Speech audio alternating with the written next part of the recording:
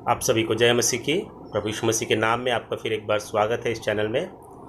और पिछले दो जो वीडियो थे सुसमाचार कैसे सुनाए, पार्ट 1 में हमने देखा 5 सिद्धांतों के बारे में सुसमाचार सुनाने के लिए, और दूसरे में हमने देखा था 5 बातें या 5 पॉइंट्स के बारे में। और भी हम आगे चलेंगे ताकि हम सुसमाचार की गहराई की बातों को जान सकें और प्रैक्टिकली हम सुसमाचार सुना सकें। आज का हमारा विषय है 5 precautions when we share the gospel. जब हम सुसमाचार सुनाते हैं कौन कौन सी सावधानियां हम रखें मेरे प्रियो, ताकि सुसमाचार सुनाने के द्वारा दूसरों को आशीष मिले और हम सुरक्षित रूप से प्रभु की योजना के अनुसार प्रभावी रूप से सुसमाचार सुना सकें। आइए इन 5 बातों को हम जल्दी से देखेंगे और एक प्रैक्टिकल टॉक रहेगा, प्रैक्टिकल सेशन रहेगा। बहुत ज़्यादा वचन हम नहीं खोलेंगे, 1 या 2 ही हम खोलेंगे और हम कुछ उदाहरणों के द्वारा सीखेंगे 5 ऐसे सावधानियाँ जो हमें सुसमाचार सुनाने के समय हमें रखना है।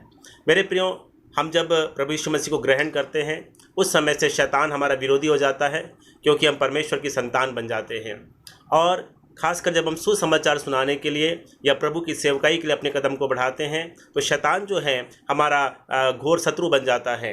हम जब प्रभु की महिमा करने के लिए, दूसरी आत्माओं को बचाने के लिए आगे बढ़ते हैं तो शैतान हमारा विरोधी हो जाता है और वो चाहता हम किसी भी रीति से सुसमाचार ना सुनाने पाए। और शैतान हमारे जीवन के कई क्षेत्रों में अटैक करता है, और इसलिए हमें ये जानना ज़रूरी है कि सुसमाचार सुनाते समय हम इन 5 क्षेत्रों में ध्यान रखें कि हम शैतान को मौका ना दें। नहीं तो क्या होगा, हमारी जो व्यक्तिगत जीवन है, आत्मिक जीवन, उसमें अंतर पड़ेगा और हम परमेश्वर की इच्छा के अनुसार नहीं चल पाएंगे। तो 5 बातें जल्दी से देखेंगे, 5 क्षेत्र जिसमें हमें सावधानी रखना है जब हम सुसमाचार के लिए आगे बढ़ते हैं उस समय। पहली बात है टुवर्ड्स गॉड, अर्थात परमेश्वर से हमारा संबंध। मेरे प्रिय, हम जब सुसमाचार की सेवा में आगे बढ़ते हैं सबसे पहले शैतान ये कोशिश करता है हमारा संबंध परमेश्वर के साथ हल्का हो जाए या हमारा संबंध परमेश्वर के साथ कमज़ोर हो जाए। मेरे प्रियो, परमेश्वर की सबसे बड़ी आज्ञा ये है कि वचन में हम पढ़ते हैं, तू प्रभु अपने परमेश्वर से अपनी सारी बुद्धि, सारी शक्ति, सारे प्राण और सारे मन के साथ तू क्या करना, प्रेम करना। मेरे प्रियो, कई बार सुसमाचार सुनाना हमारा उद्देश्य हो जाता है और सुसमाचार को फोकस करने के कारण हम इतना ज़्यादा समय उन बातों में दे देते हैं कि हम हमारी व्यक्तिगत प्रार्थना, आराधना, वचन का मनन, प्रभु की संगति और इन बातों में हम ध्यान नहीं दे पाते हैं। मेरे प्रियो, बाइबल इस प्रकार से कहती है, 1 कुरिन्थी 9 अध्याय 16 पद, वहाँ इस प्रकार से लिखा है, यदि मैं सुसमाचार सुनाऊं तो इसमें मेरे लिए कुछ भी घमंड की बात नहीं है। मेरे प्रियो, सुसमाचार सुनाना हमारे लिए एक आशीष की बात है, एक सौभाग्य की बात है, एक घमंड की बात नहीं है। लेकिन मेरे प्रियो, अगर हम परमेश्वर के चरणों में बैठे बिना, अपने आप को नम्र दीन किए बिना, परमेश्वर के वचन को मनन किए बिना, अपने आप को नम्र किए बिना अगर हम सुसमाचार सुनाने के लिए जाते हैं तो ये कई बार ऐसा होता है हमारे अंदर एक घमंड आ जाता है। कई लोगों को हमने देखा होगा, या कई बार हमारे अंदर ये बातें आ सकती है कि मैंने इस आत्मा को बचाया है, मैंने सुसमाचार सुनाया है, मैंने चर्च में लेके आया है, इसका क्रेडिट मुझे मिलना चाहिए, मुझे श्रेय मिलना चाहिए, ये बातें हमारे अंदर आ जाती है। मेरे प्रियो, घमंड जो है शैतान का सबसे बड़ा हथियार है और परमेश्वर के पास जाने में बहुत बड़ी रुकावट है। इसलिए हम देखते हैं जब प्रभु यीशु मसीह अपनी सेवकाई के बीच में, जब वो चंगाई की सेवकाई करता था, तो समाचार सुनाता था, उपदेश देता था, वो बार बार जाकर परमेश्वर के साथ बैठता था, अपने आप को नम्र और दीन करता था, अपने आप को परमेश्वर के चरणों में समर्पित करता था। इसलिए उसके अंदर घमंड कभी भी नहीं आ पाया। वो बाइबल में हम इस प्रकार से पढ़ते हैं, यीशु ने कहा, मुझसे सीखो क्योंकि मैं नम्र और मन में दीन हूँ। मेरे प्रियो, वो कहता है मैं सेवा करने के लिए आया हूँ, उसने अपने चेलों के पाँव को धोया। मेरे प्रियो, तो पहली बात हम देखते हैं परमेश्वर के साथ हमारा संबंध जो है, जो हमारा प्रार्थना का समय है, आराधना का समय है, हमारा चर्च का समय है, हमारे फैमिली प्रेयर का टाइम है, जो हमारा व्यक्तिगत प्रभु से संबंध है, वो डिस्टर्ब नहीं होना चाहिए। कई बार मेरे प्रियो, हम मिनिस्ट्री माइंडेड हो जाते हैं, ना कि हम परमेश्वर माइंडेड होते या गॉड माइंडेड होते हैं। कई लोग परमेश्वर की सेवकाई को ही सब कुछ समझते हैं, लेकिन मेरे प्रियो, सेवकाई जो है परमेश्वर से हमारे संबंध के आधार पर हमारी सेवकाई होनी चाहिए। सेवकाई ये है, हम जो परमेश्वर से प्राप्त करते हैं उन बातों को बांटते हैं। यदि हम परमेश्वर से प्राप्त करना बंद कर देते हैं या कम कर देते हैं और केवल बांटने में ध्यान देते हैं, मेरे प्रियो, हमारी सेवकाई खोखली हो जाएगी। हमारे अंदर वो प्रेम की जो धारा बहनी है या सामर्थ्य बहना वो नहीं होगा। मेरे प्रियो, हमारी सेवकाई जो है एक प्रभावहीन और निष्फल सेवकाई हो सकती है। इसलिए हम ध्यान दें, हम मिनिस्ट्री माइंडेड ना हो, हम गॉड माइंडेड, परमेश्वर केंद्रित हो। परमेश्वर जो कहता है वो हमको करना है। हो सकता है हम एक छोटी सेवकाई करें, कम लोगों को सुसमाचार सुनाएं, लेकिन हमारा संबंध परमेश्वर से गहरा होना बहुत ही ज़रूरी। मेरे प्रियो, कई बार हम देखते हैं विशेषकर कई बार हम इस प्रकार से देखते हैं, सारी संस्थाओं में तो नहीं पर कई संस्थाओं में कई बार लोग ऐसा करते हैं, अपने उस टारगेट को पूरा करने के लिए झूठी रिपोर्ट को देते हैं, या फिर ऐसे प्रोफेशनल हो जाते हैं कि वो लोगों को कुछ कुछ बातों में घुमाने लगते हैं। कई बार अपने प्रेयर लाइफ से वो लोग समझौता करने लगते हैं मेरे प्रियो, क्योंकि शैतान चाहता है हमारा व्यक्तिगत संबंध परमेश्वर के साथ जो है वो टूट जाए। कई बार लोग जो है पब्लिसिटी, यदि वो सुसमाचार सुनाते हैं, वो सभी को बताते हैं कि आज मैंने सुसमाचार सुनाया, मैंने ऐसा किया, या मेरे द्वारा ये प्रभु में आया। मेरे प्रियो, कई ऐसी बातों को हम देखते हैं जो आज हमारे आत्मिक जीवन में एक बाधा बना हुआ है। तो पहली बात, हम परमेश्वर के साथ अपने संबंध में मजबूती को पकड़े रहें, हम किसी प्रकार से उसमें हल्केपन को ना आने दें, इस बात में हम सावधानी रखें। दूसरा हमारा विषय है टूवर्ड्स फैमिली, परिवार के साथ हमारा जो समय है, हमारा फैमिली टाइम है, हमारा फैमिली प्रेयर है, इन बातों को हम ध्यान में रखें। हम अति व्यस्त ना हो, सुसमाचार के काम में, मिनिस्ट्री के काम में इतना ज़्यादा व्यस्त ना हो जाए कि हमारे जीवन में हमारे परिवार के लिए समय ना रहे। मेरे प्रियो, परिवार जो है परमेश्वर ने दिया है। बाइबल इस प्रकार से बताती है, हमारा पहला जो है स्थान परमेश्वर को हमें देना है, और उसके बाद जिस परिवार को परमेश्वर ने हमें दिया है उस परिवार की हमें चिंता करना है। यीशु मसीह अपने माता पिता के वश में रहा। बाइबल कहती है, हे पत्नियों अपने पति का आदर करो, और हे पतियों अपने पत्नियों से प्रेम करो। मेरे प्रियो, हम परिवार को जब महत्व देते हैं, हमारी सेवकाई बलवंत और फलवंत सेवकाई होती है। हम प्रभु में जयवंत होते हैं और हम प्रभु के मार्गों में आगे बढ़ते हैं। हमें ओवर बिजी नहीं होना है, हमें अपने समय को फैमिली के लिए निकालना है, फैमिली प्रेयर के लिए खासकर। हमारी फैमिली की जिम्मेदारियों को भी बाइबल कहती है हम उसे पूरा करें, क्योंकि बाइबल कहती है जो कोई अपनों की और अपने घराने की चिंता ना करे वो अविश्वासी हो गया है और विश्वासी से बुरा बन गया है। हम परिवार की बातों को ध्यान रखें, परिवार का समय परिवार को दें, बच्चों को समय दें, पत्नी और पति को समय दें, माता पिता को थोड़ा समय दें, घर के कामों में हाथ बटाएं, आर्थिक आवश्यकताओं के लिए भी हम लगातार सहयोग करें, और उसके बाद हम जो है सुसमाचार सुनाने के लिए कोशिश करें। कई बार मेरे प्रियो, कई पासवानों की हम गवाही सुनते हैं कि प्रभु के कार्य में बहुत दूर दूर तक जाते हैं, सुसमाचार सुनाते हैं, कलीसिया स्थापना करते हैं, लेकिन कई बार हमें यह देखने मिलता है कि उनके बच्चे जो है वो बड़े होने के बाद या बालकपन से हम देखते हैं प्रभु में जड़ नहीं पकड़ पाते हैं। और वो कई बार, मैंने ऐसे कई परिवारों को देखा है कि बच्चे नशे में हैं, या उनकी पढ़ाई बर्बाद हो गई, या नौकरी बर्बाद हो गई, या आत्मिक जीवन में बहुत पीछे हैं, या प्रभु को उन्होंने छोड़ दिया, या उनकी पत्नी ने छोड़ दिया। कारण यह था मेरे प्रियो, उन्होंने परिवार से प्रेम नहीं किया। मेरे प्रियो, जो परमेश्वर ने हमसे प्रेम किया, उस प्रेम को अपने परिवार से भी हम प्रकट करें। हम परिवार की तरफ अपने समय को दें, अपने अटेंशन को दें। मेरे प्रियो, हम अति आत्मिक ना बने, हम परिवार में भी अपने समय को दें, फैमिली टाइम, फैमिली प्रेयर, इन बातों को भी हम ध्यान दें। तो पहली बात हमने देखा परमेश्वर से हमारा संबंध, दूसरी बात परिवार में हमारा समय और हमारा संबंध, तीसरी बात कलीसिया के प्रति हमारी जिम्मेदारी मेरे टुवर्ड्स चर्च। मेरे प्रियो, कलीसिया हमारे लिए एक प्रार्थना सपोर्ट है। कलीसिया हमारे लिए प्रार्थना करती है, कलीसिया हमें सुरक्षित करती है, कलीसिया हमें ऊंचा उठाती है। तो कलीसिया की एक्टिविटीज़ से हम ना भागे मेरे प्रियो। कई बार हम अपनी मिनिस्ट्री शुरू करते हैं और हमारे साथ सुसमाचार सुनाना शुरू करते हैं, और हम किसी भी लोकल चर्च में इन्वॉल्व नहीं होते हैं, और हम लोग कलीसिया की जो जिम्मेदारियों को नहीं लेते हैं। हम कहते हैं मेरी अपनी मिनिस्ट्री है, मैं सुसमाचार सुनाता हूँ, या चंगाई की सेवा है। मेरे प्रियो, ये भी एक शैतान का फंदा है। धीरे धीरे मेरे प्रियो, हमारे आत्मिक जीवन में जो गलतियाँ हैं वो बताने वाला कोई नहीं होता है। बाइबल कहती है अपने अगुओं के अधीन रहें। मेरे प्रियो, जिस भी कलीसिया से आप जुड़े हैं वहाँ पासबान के आप अधीन रहें, उनके साथ हम चलें। मेरे प्रियो, हम जो आत्माओं को जीतते हैं उस कलीसिया में दें। जब तक परमेश्वर आपको एक पासबान बनने के लिए सेवकाई ना दे, हम अपनी मर्जी से मेरे प्रियो एक पास्टर बनने की कोशिश ना करें। आज कई सारे लोग हैं, कुछ लोगों को सुसमाचार उन्होंने सुनाया या उन्होंने प्रार्थना किया, लोगों को चंगाई मिल गई, 8-10 लोग उनके कॉन्टेक्ट में आ गए, उन्होंने अपने घर में चर्च चलाना शुरू किया, लेकिन उनके जीवन में हम देखते हैं मेरे प्रियो कोई भी फल नहीं है, कोई भी धीरज नहीं है, कोई भी शांति नहीं है, कोई भी अनुशासन नहीं है, कोई पवित्रता नहीं है, कोई भी डर किसी का नहीं मेरे प्रियो। और बाइबल कहती है हम धोखा खाने वाले ना बने, परमेश्वर ठट्टों में उड़ाया नहीं जाता है। मेरे प्रियो, हम अपने चर्च की मिनिस्ट्री को सपोर्ट करें, हम प्रेयर करें। हाँ, प्रभु आपको जब अगुवाई करता है, आप खुद से मेरे प्रियो उस कलीसिया से अलग होकर, यदि प्रभु की इच्छा है और प्रभु के दासों के द्वारा अभिषिक्त होकर के आप सेवकाई कर सकते हैं। पर कलीसिया के लोगों को तोड़ कर ले जाना, या कुछ लोग आ जाने पर आप कलीसिया शुरू करना, इस प्रकार मेरे प्रियो अपनी मर्जी से अगर हम करते हैं, ये परमेश्वर के लिए अच्छा नहीं है।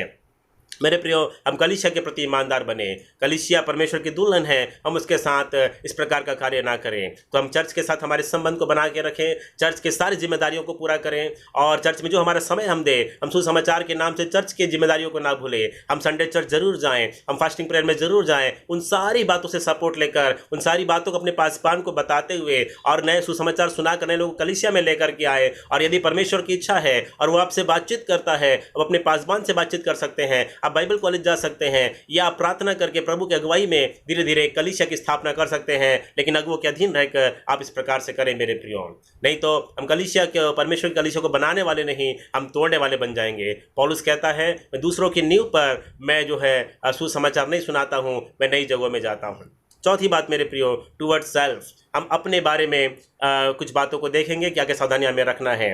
मेरे प्रियो, हमें अति उत्साह में कई बार हम क्या करते हैं, अब बिना अगुवाई के, बिना प्रार्थना के, केवल उत्साह के द्वारा या अति उत्साह के द्वारा हम सुसमाचार सुनाने जाते हैं। हम कई सावधानियों को रखें, अपनी सुरक्षा का ध्यान रखें, अपने हेल्थ का हम ध्यान रखें, हम शैतान के फंदों में ना फंसे मेरे प्रियो, हम अपनी सुरक्षा का ध्यान रखें। जो उदाहरण मैं आपको देना चाहूँगा आपके एक उत्साहवर्धन के लिए। मेरे प्रियो, एक बार मैं सुसमाचार सुनाने एक भाई के घर पे गया, और उनके साथ उनका एक दोस्त था जो भगवान शिव को माना करता था। मैंने उसे सुसमाचार सुनाया। सुसमाचार सुनाने के बाद वो भाई ने मुझसे बोला कि भाई एक काम करते, वो छत में मुझे लेकर के गया और कहता है, मैं एक काम करते, यहाँ से हम दोनों कूद जाते हैं, अगर हम में से जो बच जाएगा उसका ईश्वर सच्चा है। उसने कहा, अगर मैं बच जाऊंगा, यानी वो भाई बच जाएगा, तो भगवान शिव जो है वो सच्चा परमेश्वर है, और अगर आप जिंदा बच जाओगे तो यीशु मसीह सच्चा परमेश्वर है। मेरे प्रियो, शैतान ऐसे कई बार हमारी परीक्षा करता है। मैंने परमेश्वर से प्रार्थना किया, और मैंने प्रार्थना के बाद उसको बोला कि अगर भाई दोनों की मृत्यु हो जाती है तब कौन फैसला करेगा। इस प्रकार परमेश्वर ने मुझे बचाया। मेरे प्रियो, इन बातों से हम सावधान रहें। शैतान हमें परीक्षा में डालता है, हमें ट्रैप में डालता है, हमें अपने जाल में फंसाने की कोशिश करता है। हम बुद्धिमानी से और प्रार्थना के साथ हम आगे चले।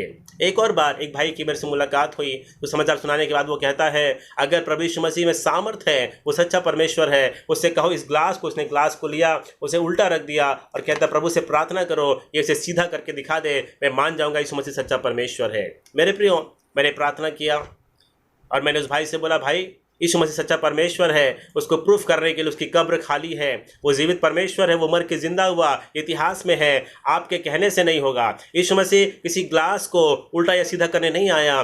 जो पाप में उल्टे हो गए थे, जिनका जीवन उल्टा हो गया था, और आप जो उल्टी बातें कर रहे हैं, ऐसे लोगों को यीशु मसीह मन फिराने के लिए सीधा करने आए। मेरे प्रियो, हम किसी प्रकार के चैलेंज को जबरदस्ती ना लें, भावनाओं में आकर के।